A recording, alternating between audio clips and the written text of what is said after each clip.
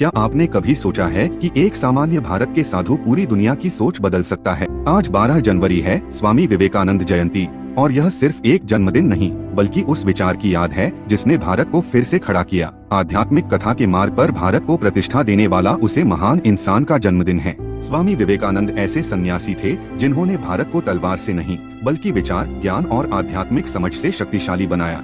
1893 में जब वे शिकागो के विश्व धर्म सम्मेलन में खड़े हुए और बोले sisters and brothers of America, तब पूरा सभागार तालियों से गूंज उठा, क्योंकि उस एक वाक्य में दया नहीं थी, आत्मविश्वास था, दूसरे के प्रति सम्मान और प्यार का भाव था। उन्होंने दुनिया को बताया कि भारत गरीबी का देश नहीं, भारत एक आध्यात्मिक ज्ञान की भूमि है।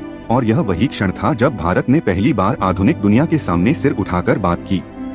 लेकिन विवेकानंद की सबसे बड़ी चिंता दुनिया नहीं, भारत का युवा था। वे मानते थे कि अगर भारत का युवा मजबूत बन गया तो देश अपने आप उठ खड़ा होगा। इसलिए वे कहते थे, उठो, जागो और लक्ष्य प्राप्ति तक मत रुको, क्योंकि उनके लिए शिक्षा का अर्थ केवल नौकरी नहीं था, चरित्र निर्माण था, और धर्म का अर्थ केवल पूजा नहीं, निर्भय जीवन था।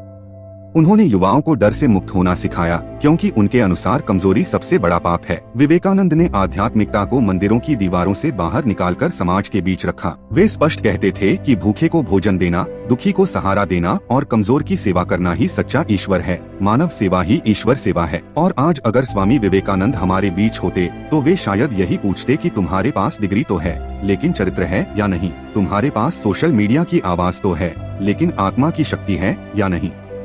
वे आज के युवाओं को आलस्य, बहाने और डर छोड़ने की चुनौती देते और कहते कि भारत को कमजोर युवा नहीं, तेजस्वी, अनुशासित और साहसी युवा चाहिए।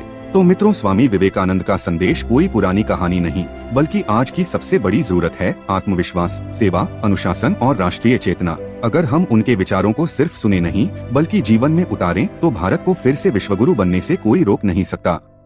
यही विवेकानंद का स्वप्न था, ऐसा भारत जहां युवा शक्ति बने, धर्म सेवा बने और राष्ट्र चरित्र से महान बने। तो मित्रों, यह रहा आज की शिक्षा। आशा करता हूं आज की यह वीडियो भी आप लोगों के बहुत पसंद आया है। इस वीडियो को ज्यादा से ज्यादा शेयर करें ताकि बाकी लोगों के जिंदगी में भी थोड़ा बहुत सुधार देखने को मिले और एक बेहतर, विकसित, चरित्रवान भारत निर्माण हो। साथ ही इस चैनल को सब्सक्राइब करना ना भूले और कमेंट में लिखें, जय स्वामी विवेकानंद जी की जय, जय सनातन की जय। आपको हमारा यह वीडियो पसंद आता है तो हमें आप अपना आशीर्वाद यहाँ पर दे सकते हैं। बहुत बहुत धन्यवाद। नमस्कार।